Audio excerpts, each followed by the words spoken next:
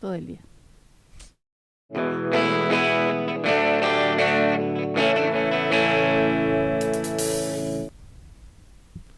Arrancamos un nuevo programa de Se Dijo, un programa especial el día de hoy en el cual vamos a estar tratando distintos temas que tienen que ver obviamente con lo que pasó esta semana en la legislatura y el paso que ha dado la provincia de Mendoza en este objetivo que tiene de avanzar con la minería.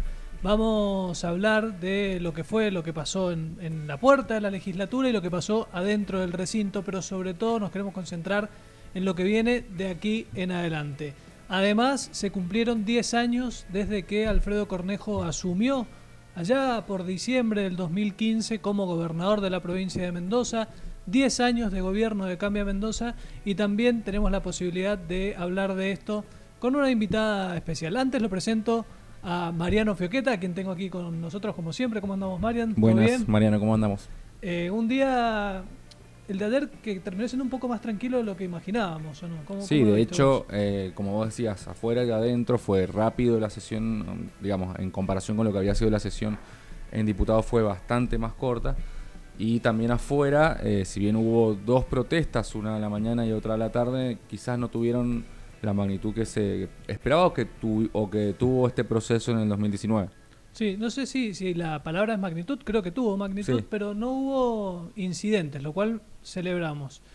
Y ahora sí vamos a darle paso a nuestra invitada del día de hoy, porque tenemos aquí con nosotros, sentados en el estudio del medio, a la vicegobernadora de la provincia de Mendoza, Eve Casado, que me imagino que debe estar muy contenta y muy conforme con el trabajo que han realizado. ¿Cómo está, vicegobernadora? Hola, ¿Todo bien? buenas tardes a los dos Marianos, que bueno, Sí. no me voy a equivocar de nombre.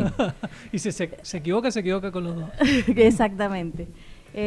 Sí, la verdad que muy contenta porque una forma de festejar los 2 años de gestión fue incorporando una nueva actividad económica a la matriz productiva de Mendoza, y no es poco en un país donde se necesita crecimiento, se necesitan fuentes de trabajo genuinos, se necesita generadores de riqueza. Ujú. Bueno, ¿y qué sensaciones quedaron después de la sesión? Me imagino que de alguna manera el resultado de la votación debe ser gratificante para ustedes, que han venido trabajando en esto de avanzar con PSJ, que es un proyecto que tiene una carga histórica, digamos, de que había fracasado en su momento y que se había quedado trunco y que había muchas discusiones respecto a la declaración de impacto ambiental. Finalmente logran un amplio consenso. ¿Qué evaluación hacen de ese resultado, de esos 29 votos?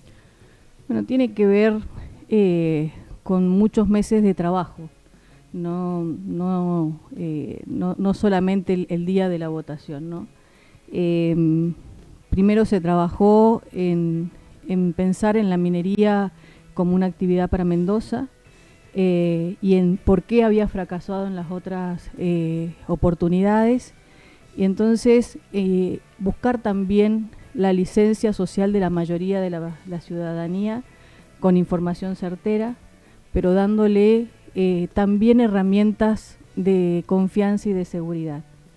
Y lo primero que hicimos dentro de este esquema fue tener un código de procedimiento minero adecuado a los tiempos que corre y con las normas de cuidado medioambiental que requiere el mundo hoy, en el 2025. Recordemos que el antiguo Código de Procedimiento Minero de Mendoza era de 1947.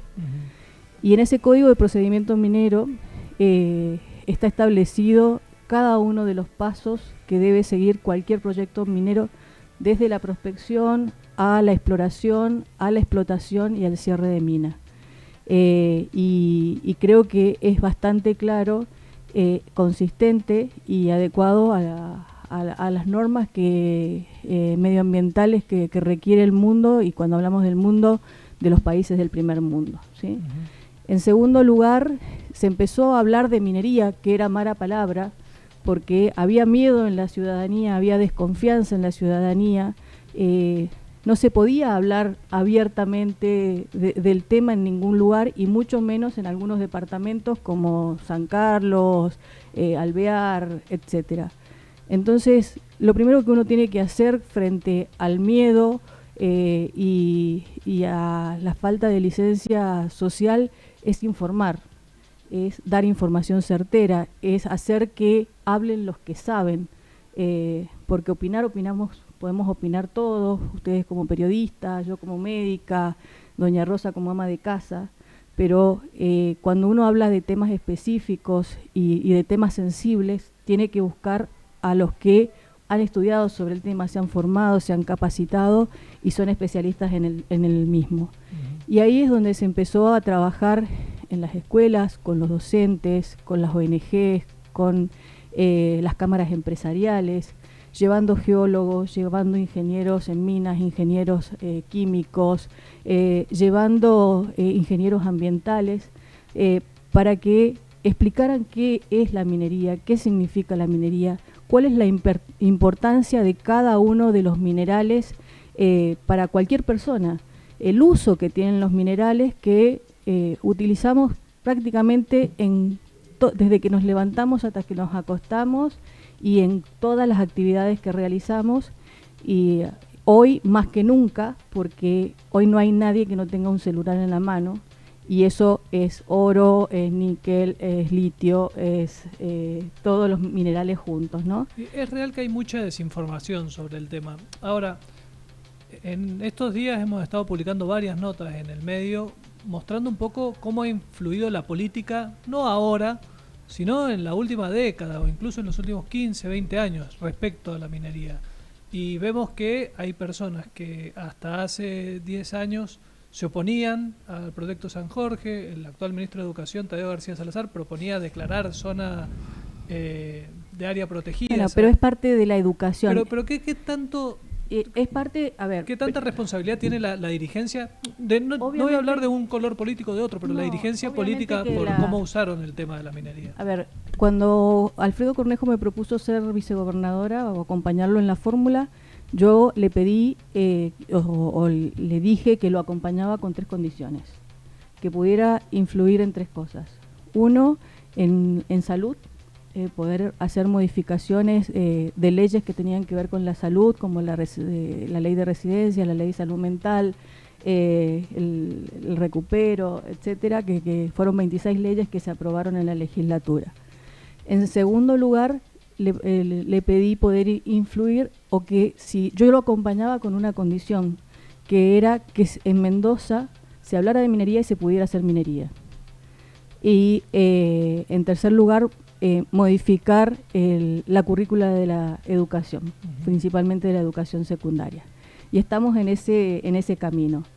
Lo que pasó antes y que fueron errores y que hemos analizado para hoy estar hablando del primer proyecto de explotación de cobre en Mendoza, fueron cuestiones políticas donde justamente la política, la ideología, la desinformación preponderan sobre la ciencia, la técnica y los que saben. Uh-huh. Está claro, bueno, se escapó por el costado, uh-huh. no quiso decirme cuánta responsabilidad tiene la política. Para la responsabilidad de la política es toda, y la verdad porque que... muchas veces yo veo gente, insisto, creo que hay mucha desinformación y los argumentos que se escuchan a veces no tienen mucho sustento, pero se han alimentado durante décadas. Tal cual, y a ver, yo pasé el 2019, yo fui una de las 4 legisladoras que no dieron vuelta a su voto cuando se votó la 9209. Porque deben ser pocos los que se acuerdan el número, sí, de la 9209. Acá lo tengo. Sí. Y la verdad que lo hacía por convicción.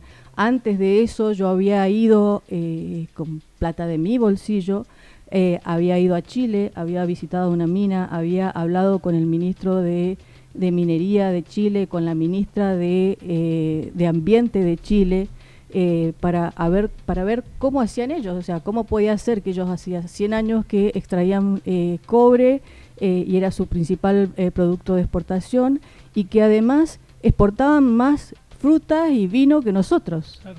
En la misma ladera del cerro que sacaban arriba mineral, abajo extraían frutas y vino que estaban que tenían premios internacionales, medallas internacionales y que se exportaban a Estados Unidos y a Europa, donde las reglas de exportación o de ingreso de ciertas alimentos tienen que cumplir con parámetros muy altos, entre ellos que se cumplan medidas medioambientales. Entonces, bueno, pero vivió el proceso como legisladora. ¿Qué diferencias hay entre este y el del 2019? Más allá de los detalles técnicos, que sabemos que hay muchas diferencias en la discusión legal y cómo se trabajaron esos proyectos, pero hubo un proceso hacia la ciudadanía que fue bastante distinto. Como usted dijo recién, se trabajó durante 2 años esta vez.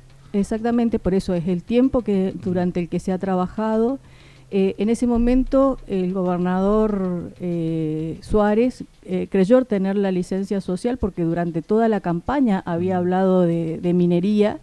Entonces llegó a poco de asumir diciendo, bueno, a mí me votaron porque hablé de minería y todos recordamos el collar de ladrillos de Anabel, porque había dicho que los ladrillos eran un mineral, no sé qué, y que había sido parte del debate que habían tenido los candidatos a gobernador y todo. Pero obviamente le faltaba cierta maduración a la sociedad, le faltaba tener cierta información y fue lo que trabajamos en estos 2 años. ¿Y ahí tienen algún tipo de temor de que pueda ocurrir algo similar a lo que ocurrió con la 9209, que se terminó derogando, producto de las movilizaciones, de las marchas, de lo que pasó después de su aprobación? ¿Creen que puede llegar a pasar algo después de esto que ha pasado ahora, que es la aprobación de la DIA? No, creemos que no. Obviamente que siempre hay una minoría ruidosa que se manifiesta más que las mayorías en general, pero que estamos dispuestos a brindarles toda la información que sea necesaria para evacuar cualquier duda que tengan. Incluso pueden ser parte de los controles, pueden ser parte de la unidad de gestión ambiental, simplemente se tienen que inscribir y si tienen, cuando empiece el proceso de construcción de la mina y cuando empiece el proceso de explotación del mineral, pueden ir, ver, asistir y recorrer el lugar para cerciorarse personalmente que no está ocurriendo ninguna catástrofe ni nada de eso. Incluso lo hemos hecho antes de las audiencias públicas. Todo aquel que quería visitar el lugar donde se va a hacer la extracción, ver el arroyo del Tigre, dónde empieza, dónde termina, cuánta agua lleva, etcétera, lo pudieron hacer. Y lo pueden seguir haciendo hoy, o sea, no hay un impedimento en eso, y nosotros lo que queremos ser es lo más transparente posible y llevar información, pero información certera y de la mano de aquellos que saben, o sea, poner a disposición los geólogos, los ingenieros, los técnicos mineros para que saquen y evacúen cualquier duda que pueda tener la ciudadanía. Evidentemente hay mucha gente que todavía no tiene confianza en eso que está mencionando, obviamente. A ver, no podemos esperar que el 100% de la gente esté de acuerdo con algo. Nunca, o sea, en ningún tema nunca nos vamos a poner de acuerdo, porque sería muy aburrido que todos estuviéramos de acuerdo en el 100% de las cosas, de todos los temas, ¿no? No tendríamos de qué hablar, de qué discutir ni qué debates dar. Pero en el sentido de llevarle tranquilidad a la ciudadanía, estamos abiertos a dar todas las respuestas que sean necesarias para llevar esa tranquilidad. Obviamente que hay gente que se va a oponer ideológicamente y que se opone por oponerse sin ningún tipo de argumento lógico y técnico. Yo ayer veía gente marchando con carteles de la 7722. Nadie está tocando la 7722, o sea, hemos hecho un gran esfuerzo para que todo el proyecto esté dentro de la 7722, cumpliendo con cada uno de los puntos de la misma, cumpliendo con el Código de Procedimientos Mineros.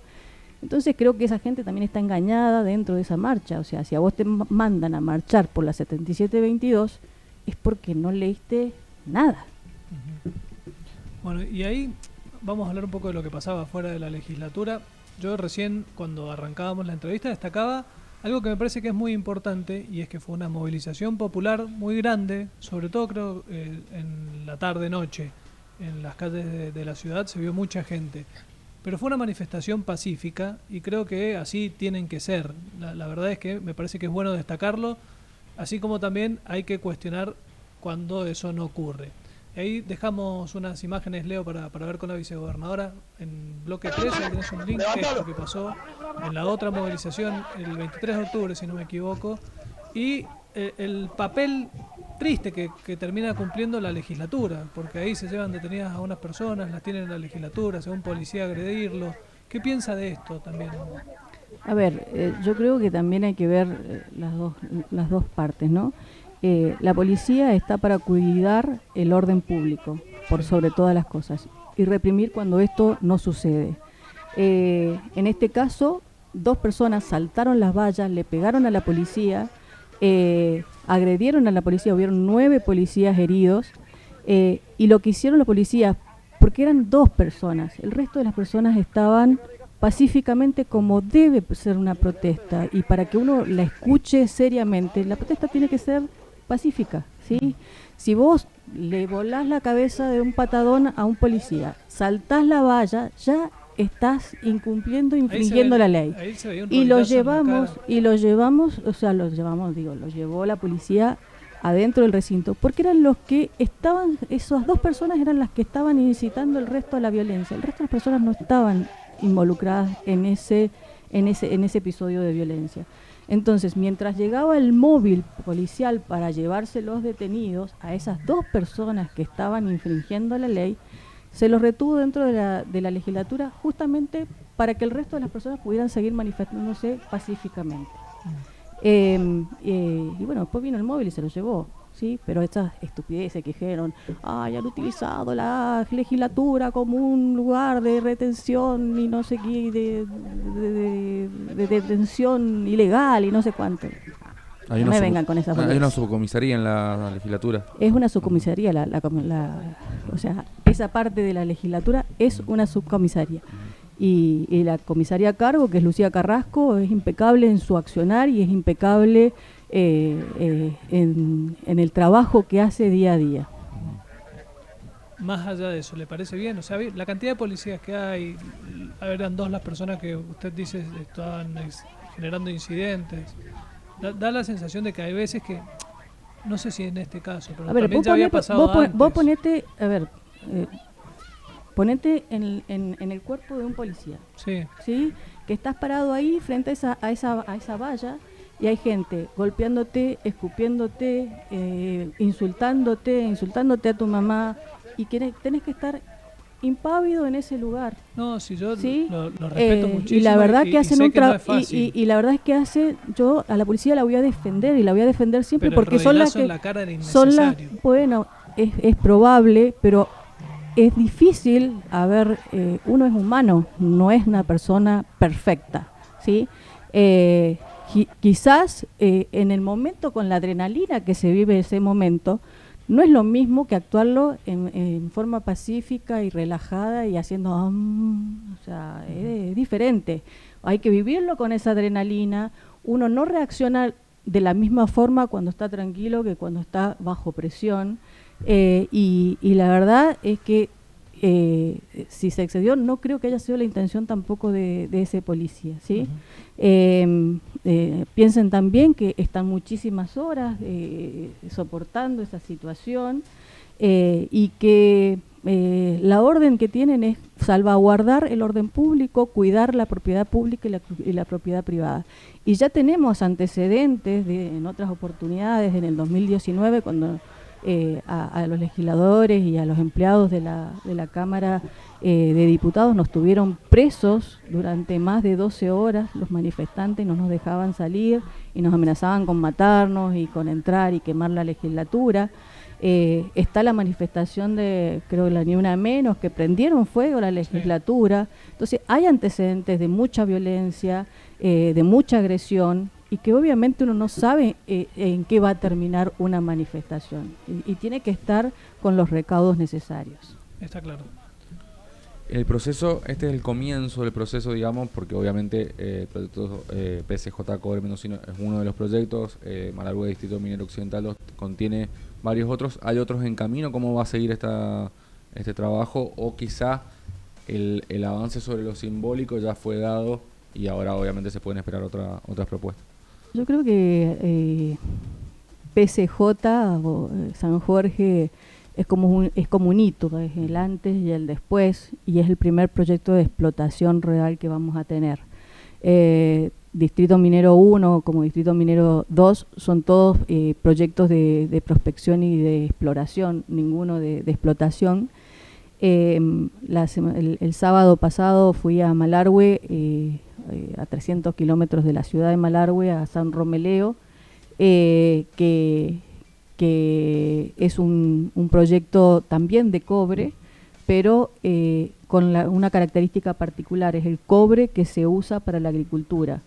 Que es un proyecto muy chiquito, mucho más chiquito que San Jorge, y que se va a poder extraer el cobre y procesarlo en Malargüe, y va a permitir cubrir el mercado interno de la necesidad de cobre para la agricultura. Claro.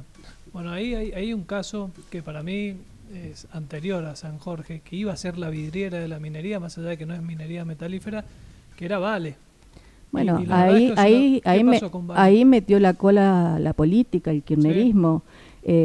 Yo les puedo contar lo que pasó todo, con Vale. No solo el kirchnerismo, me acuerdo los gremios también, bueno, un montón de cosas. Yo les voy a comentar, yo como sureña, les voy a contar lo que fue Vale. Vale significaba una inversión de 6.000 millones de dólares, o sea, 6 portezuelos, ¿sí? 6 para un solo proyecto minero. Creo que se invirtieron cerca de 2.000 millones de dólares. Ya llevaban invertidos 2.000 millones de dólares, habían 3.000 empleos directos y 5.000 indirectos.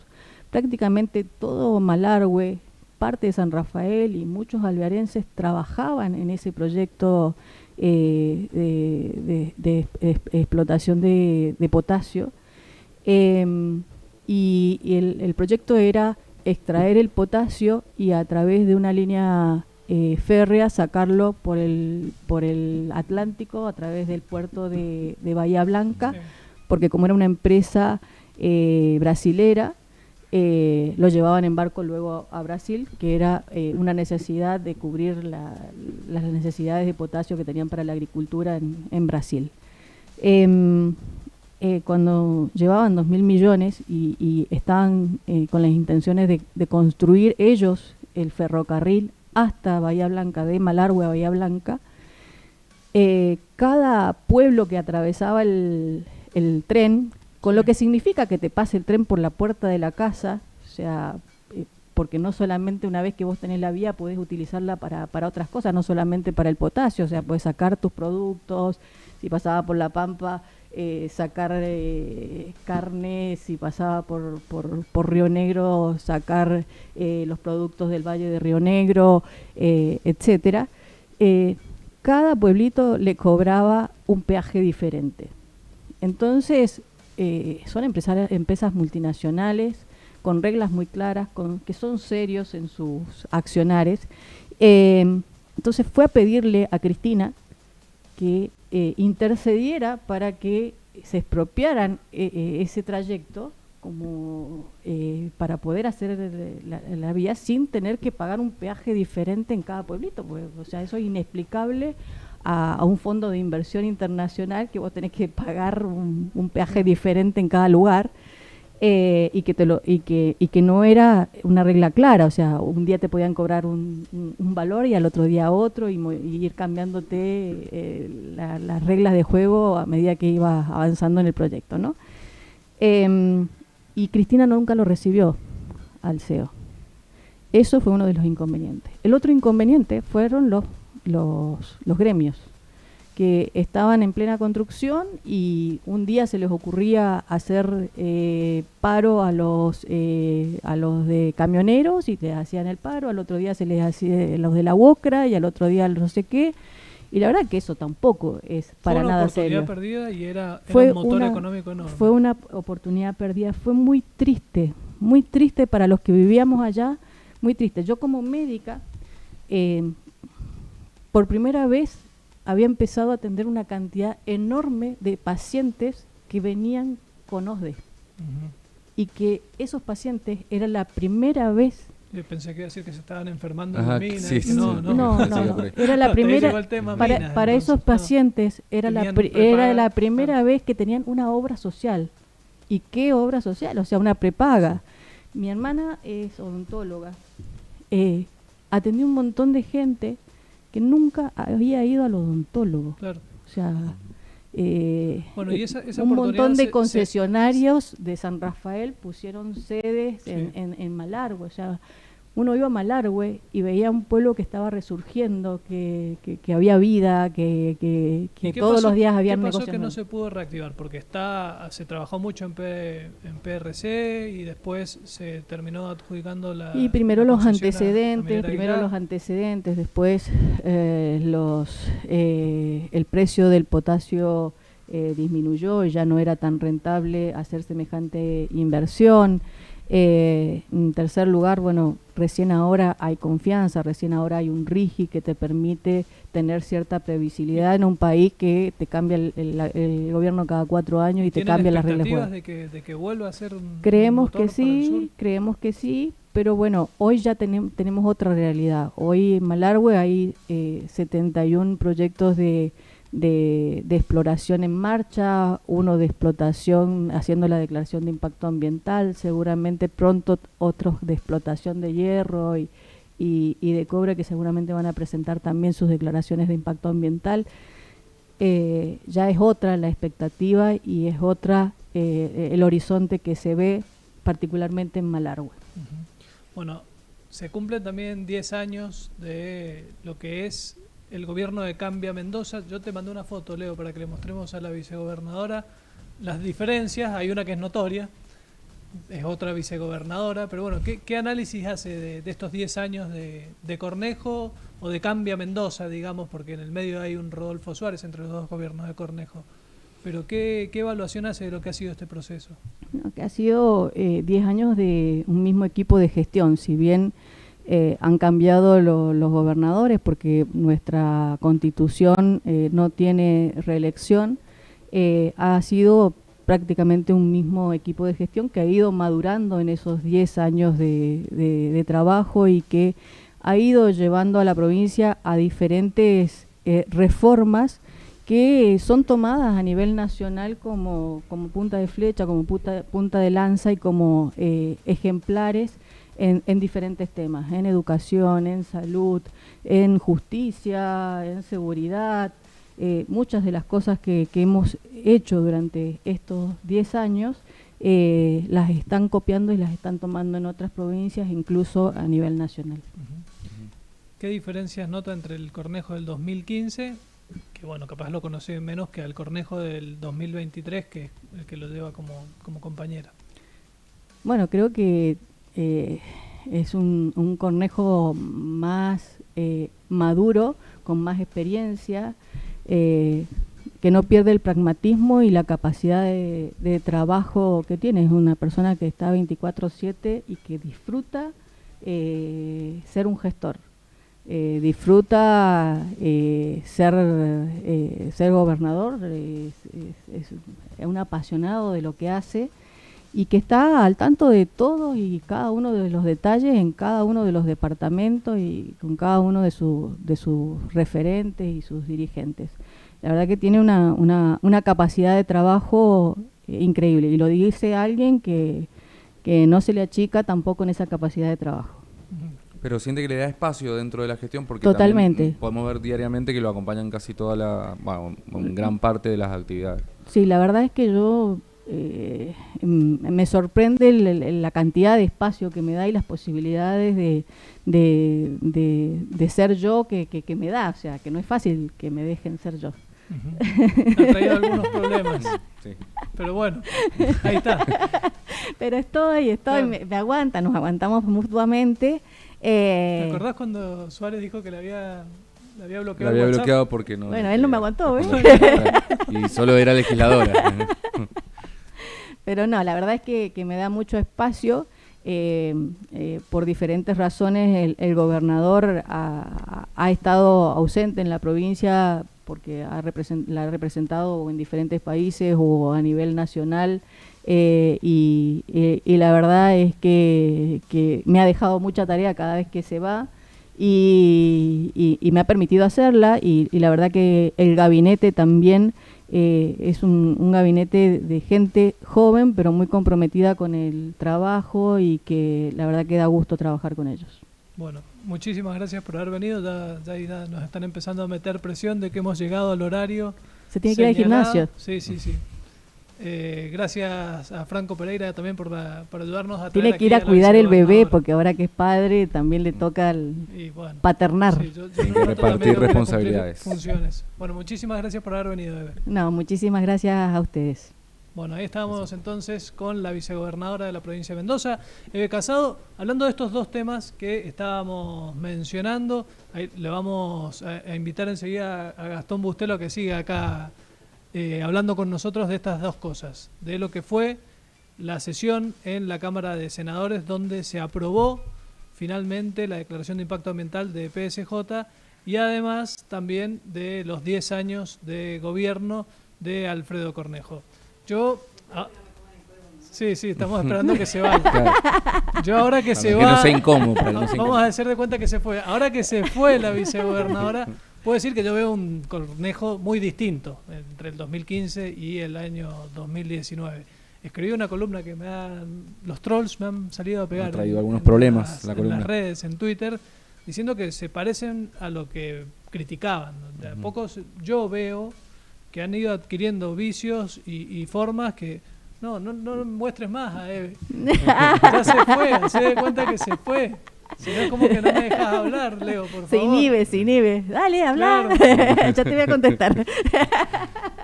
Veo que hay formas y vicios que se le criticaban a los gobiernos peronistas y que yo los estoy viendo cada vez más. Si se queda, se lo voy a preguntar. ¿Qué piensa de las investigaciones que hemos hecho sobre la declaración jurada de Rodolfo Suárez? Porque para mí es notorio como en su momento, en el año 2016, se habló de la declaración jurada de Francisco Pérez y del departamento que había adquirido siendo gobernador, que no tenía cómo justificar o se le pidió que justificara, y ahora Rodolfo Suárez en el año 2021 declara 2 hectáreas en La Carrera, en una zona exclusiva, una casa que quienes conocen la zona dicen que cuesta alrededor de $1 millón, que la construye siendo gobernador y nadie pregunta nada. ¿Qué opina sobre eso? Bueno, yo creo que hay que investigar, como todo tiene que investigarse en la justicia y ver las declaraciones juradas y ver si son coincidentes con sus ingresos como gobernador, pero también en la actividad privada, porque él tiene sociedades y no sé qué. Entonces, eso Pero lo tiene que determinar la justicia. Pero en el Senado se bloquean los pedidos de informe. ¿Y qué tenemos que ver el informe? Nosotros de un exgobernador, los informes, ¿qué tiene que ver el Senado con eso? Y se presentaron pedidos de informe para que ATM diga si está cobrando cuánto, pero etcétera. pedíselo al ATM, ¿por qué me lo pedís al Senado? O sea, No, un ¿por qué senador. ¿para qué me gastás tiempo al Senado en esas cosas? O sea, no tiene sentido. Y la verdad es que hay mucha información que es pública y que está accesible a cualquiera de ustedes, a cualquier ciudadano, la mayoría, y nos viven pidiendo informes para poder hacer el videíto de hice el pedido de informe, flaco, lo tenés ahí en la página, léelo, no me hagas perder tiempo a un funcionario que está llevando adelante una función específica, trabajando por el futuro de la provincia, en contestar algo que lo podés bajar online. O sea, todo porque quería hacer un videito diciendo hice el pedido de informe y no sé qué, por favor. Bueno, ahora sí que se tiene que ir. Pero la verdad es que gracias por quedarte un ratito más, porque estas cosas para mí también son importantes hablarlas. Y yo sí veo que ahí hay una doble vara, de que somos súper transparentes y nos jactamos de nuestra institucionalidad, pero cuando hay algo que nos incomoda, bueno, lo escondemos. Yo veo que eso Intentamos, pasa también. intentamos por todos los medios de ser lo más transparente posible, incluso en las evaluaciones de transparencia a nivel nacional, somos una de las provincias más transparentes en cuanto a acceso a la información que existe. Sí, Bueno, pero también se ha retrocedido Bueno. muchísimo. Declaraciones juradas cada vez son más escuetas. ¿Sabías que no se puede ver la declaración jurada de Eve Casado del año pasado? Solamente podés ver la última. Antes se podía hacer una comparación entre los bienes que se declaraban cada año. Se están yo dando algunos estoy pasos más hacia pobre que atrás. cuando era profesional médica de la actividad privada, pero bueno. Bueno, para comprobarlo habría que ver las declaraciones. Yo antes No se cambiaba puede. mi vehículo cada 3 años, ahora no, pero bueno, no importa. Bueno, muchas gracias, Eve. Chao. Adiós. Gracias. Bueno, ahora sí la despedimos a Eve Casado. Estábamos hablando de lo que nosotros entendemos que es algunas diferencias entre Alfredo Cornejo en el año 2015, chao, gracias vicegobernadora, y Alfredo Cornejo en la actualidad. Esa para mí es una. Para mí es una. Hay un criterio de cuestionar las irregularidades como la que estaba en la declaración jurada de Francisco Pérez, que la denunció penalmente el radicalismo. El radicalismo fue y denunció penalmente a Pérez por el departamento que tenía declarado en las Torres Agustinas. Lo declaró la senadora Claudia Najur, lo denunció junto a otros senadores.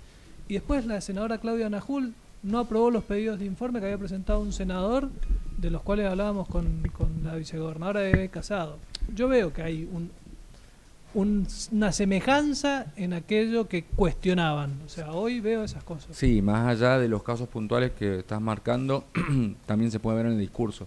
Si escuchábamos al gobernador Alfredo Cornejo durante los primeros años de gestión, había un discurso fuerte contra la corrupción, contra el avance sobre las instituciones.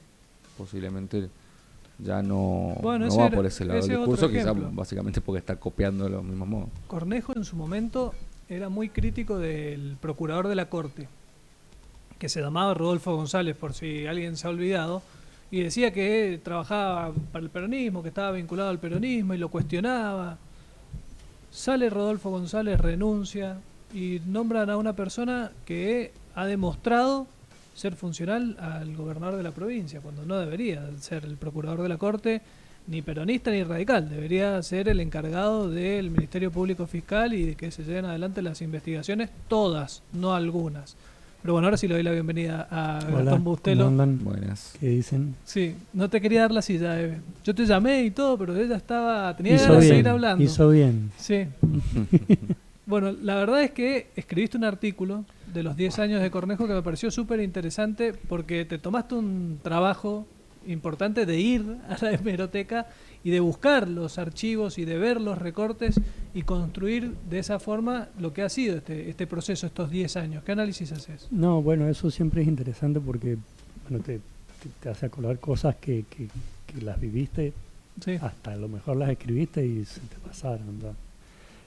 Hay algunas cuestiones tan relacionadas con las que vos decías, Mariano, sobre este Cornejo y la actitud con Pérez, Francisco Pérez. O sea, hoy Francisco Pérez, la causa que tiene en la justicia es el departamento este. Sí. Pérez se fue sin pagar los sueldos. Pérez, o sea, hubo mucho desmanejo en Pérez, las yo me cuentas acuerdo, públicas. obvio, me acuerdo de los Bueno, decretos ¿quién está reservados. preso? Nadie. Bueno, sí, O los con algún- intendentes. digamos. No, pero en la administración central, olvídate de Lobos y de Sí, Salgado. Salgado, sí. El desmanejo ese. No hay nadie con un proceso al menos. No. Bueno, y entonces la institucionalidad, digo, o sea, yo mañana puedo hacer lo mismo y ¿qué me va a pasar? En teoría, Da la ¿qué me va a sensación pasar? que nada. Sí. Bueno, ahí está. Entonces, bueno, es este Cornejo que cambia, dice una cosa por un lado y dice otra por otro, o hace otra que nada que ver con la que dice. Y en los 10 años, bueno, ahí fue interesante porque, bueno, sí, en realidad reciben una provincia en un estado muy delicado. Crítico. Y bueno, y también dos comunas detonadas como Luján. Luján hoy a 10 años es otro departamento en función de cómo estaba. Y Guaymallén, Guaymallén diciendo: Marcelino Iglesias, voy a donar mi salario para obras públicas. Claro, para tapar pozos, eran los baches. Claro, bueno, y hoy es el salario más alto de la provincia dentro de los intendentes. Claro. Se recuperó el departamento, llegó a ese ¿Qué punto pasó? para tener los salarios más No altos. había para levantar la No, basura. porque él lo dice como una idea, ¿no? Entonces Claro. no sé si alguna vez lo donó, si llegó a donarlo. Entonces, y aunque lo hubiera hecho, ¿en qué momento pasamos de lo dono a ser el más alto? Claro. Bueno, yo veo un poco de eso. Me acuerdo de ese 2015 y de lo que fue esa transición larguísima que hubo Sí, entre las 6 elecciones y que se meses. asumió. Sí, fue junio. Y la verdad es que lo que Cornejo planteaba en su momento, que era la revolución de los sencillos. Buscate la otra nota, la de Gastón, esta, que tiene todas estas notas de archivo, que la verdad es que es interesante. Bueno, se acabó el despilfarro. Arranca con ese discurso, Cornejo, de los gastos superfluos, decía, de la revolución de lo sencillo, de poner a funcionar cosas básicas como los ascensores del Hospital Central. Y ese es el Cornejo que empieza a mostrar gestión. Y yo después empiezo a ver, como en la nota que había escrito yo, mencionaba el libro Rebelión en la Granja, cómo pasó lo que en esa novela de George Orwell termina ocurriendo, y es que los cerdos que venían a cambiar lo que habían hecho mal los humanos terminan adquiriendo los mismos vicios de quienes vinieron a transformar. Y yo creo que una vez terminada la revolución de lo sencillo y ordenado el funcionamiento del Estado, se empiezan a ir por los mismos caminos que se habían ido las personas que estaban antes y que ellos criticaban. Obra pública es un ejemplo, cuestionaba mucho la obra de la Aconcagua Arena. ¿Cuántas hojas hemos escrito de las críticas del radicalismo a la Aconcagua Arena, a la redeterminación de precios de la obra que estaba llevando adelante Fernando Porreta, SEOSA? Y hoy pasa lo mismo con el Metro Tranvía y nadie dice nada. Y la verdad es que hay un montón de ejemplos para mostrar esto que estamos diciendo y que les molesta muchísimo. Si hay algo que le molesta a la gente en Casa de Gobierno es que los comparen con el peor gobernador que ha tenido la provincia de Mendoza en los últimos años, que es, sin lugar a dudas, Francisco Pérez. Bueno, No estamos diciendo que estén compitiendo para ver quién es peor, pero sí creo que hay algunas cosas, algunos destellos de lo que pasaba en aquel momento hoy en día. Sí.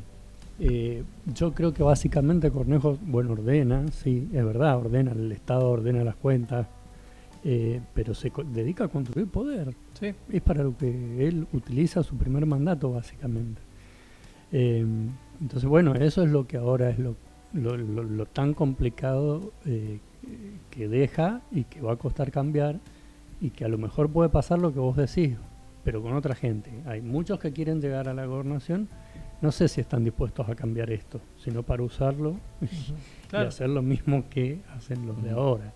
Tal cual, sí. Cornejo, Suárez se cansó de decir a escondidas y jurando bajo 7 llaves que eso quedaba ahí, que él llegó y no tenía plata para pagar los sueldos, que Cornejo no le dejó. O sea, era Suárez, era Paco Pérez, que habló con Niedi, que le explicó, y empiezan a recortar la obra pública. Después vino la pandemia, Es que lo pero salvó no la tenía- pandemia. en muchos planos. Sí. ¿Sí? Bueno, es que eso lo admiten. La cláusula gatillo los puso en un momento, en una situación muy compleja. Al aplicar la cláusula gatillo para ordenar las paritarias, cuando se dispara la inflación, porque Macri sale a hablar después de las PASO y porque pasaron las cosas que pasaron, en el gobierno de la provincia habían apostado que la inflación iba a mantenerse. Cuando empieza a escalar la inflación y ellos tenían todos los sueldos atados a la inflación, la verdad es que se le generó un conflicto. Está bien, pero no le dijeron nada. Llegó y dijo, Sí, debería haber sabido, pues ya se sabía eso. no sé. Y después Como hubo un año sea- sin aumento. Claro, después en la pandemia Ujú. se realiza esa corrección, Sí. que es lo que están reclamando los gremios, que un año no les actualizaron el sueldo. Ya hablamos de los 10 años de Cornejo. ¿Qué tenés para decir de lo que pasó en la legislatura esta semana y la declaración de impacto ambiental de San Jorge particularmente? Ahí hay que ver cómo sigue, qué pasa en las calles. Sí, creo que sí, que tiene razón Casado. No lo veo a un Cornejo dando marcha atrás, Ujú. como pasó en el 2019, una semana nomás duró la ley que sancionaron, que modificaba la 7722. No veo que la semana que viene a esta altura Claro. el Cornejo esté diciendo, bueno, paremos un poco, veamos. Me parece que, bueno, es en la justicia la instancia que queda. Complicada, porque bueno, del otro lado también hay muy buenos abogados, del lado de las mineras, y una justicia que ya sabemos. Sí, Así que, bueno. tiene su ritmo la justicia. Y bueno, con un mal antecedente que venimos ya explicando. Si en algo se tenía que esmerar Cornejo era en ser como muy transparente, muy prolijo en todo lo que era el tema minero en general, más allá de San Jorge. Y empieza con lo que pasó con Potasio Río Colorado, con Manzano, reformulando un contrato, no multando. Yo, bueno, no creo que sean las personas más idóneas para llevar adelante este proceso. Lo están demostrando en la guía que mandaron, por cuestiones que objeta gente que sabe, no yo. Claro. Entonces la verdad yo no le confiaría este proceso a esta gente, no sé qué es lo que va a pasar, no sé qué también lo van a hacer, o sea, viene en el sentido de estar apegado a la ley. Que es necesaria la minería en Mendoza no me cabe la menor duda. Vos lo sabés, en MDZ también te ha pasado de los enojos de Cornejo cuando se comparaba San Juan con Mendoza y la falta de minería y lo que generaba en Mendoza. Bueno, vamos a ver qué pasa ahora. Que lo decía, ustedes comparan peras con manzanas. Enojado, Claro, por sí. eso se enojaba porque Sí. decían en Mendoza no hay minería. Sí hay. O que ha caído Mendoza. Mendoza es la provincia que menos crece de Cuyo. Y se enoja. Comparan peras con manzanas. Claro, gente no va a comer. En Pero bueno, comparan porque en Mendoza no hay minería. Sí, Sí. hay minería, o sea, no está explotada, pero hay minería. Sí. Y eso era otro tema. Entonces, bueno, era como... Y se pasaba de rosca, decía, era como que nos comparen con Buenos Aires y la soja. No, soja no tenemos. Minería sí. Bueno, hemos llegado al final. Hemos repasado un poco lo que ha estado pasando en la provincia de Mendoza. Y queríamos detenernos un ratito en esto, en los 10 años de Cambia Mendoza. 10 que van a ser 12. Y veremos qué pasa después. Porque la verdad es que es una incógnita lo que pueda llegar a ocurrir hoy. Tiene todas las de ganar Cambia Mendoza. Pero hay que ver si se mantiene unido como está. Si sigue existiendo. Hoy Sí. es Cambia Mendoza más La Libertad Avanza. No sabemos si van a seguir siendo Cambia Mendoza más La Libertad Avanza. O será Cambia Mendoza dividido La Libertad Avanza. Los o- vaivenes políticos. Puede pasar cualquier sí. cosa en estos 2 años, en el sentido de que el escenario, el tablero electoral puede variar un montón. Los anotados están y me parece que no va a aparecer ningún extraño. Sí, de hecho, Milei. No veo. No, de hecho bueno, creo que es mucho más fuerte los anotados que hay, hoy que los que habían para el 2019. sí, Está mucho más claro quiénes quieren llegar a la gobernación. sí. Por lo menos del oficialismo, de la oposición todavía tiene que volver a ordenarse, que uno pensaba que con esta elección iba a empezar a ordenarse y parece que las cosas no van muy, Pueblo de ayer sí, Claro. no van muy organizadas. Que tiene que volver hilar. sí, también están las elecciones en febrero. Decir que de Lardo va a concejales. volver a ordenar, para mí explota todo. No, Claro. que volver acá a contar, Sí. bueno, Sí, así acá el programa. Ah. Pues a la legislatura y agarrate. No, y están las elecciones de concejales ahora en febrero, también hay que ver cuál es el resultado de las elecciones, puede ser muy bueno o muy malo para el peronismo, no sabemos todavía para dónde van a ir los tiros en ese Y partido. San Rafael sobre todo, ¿no? Sí. Es así. Bueno, muchísimas gracias a ambos y como siempre decimos, se tenía que decir y en el medio se dijo.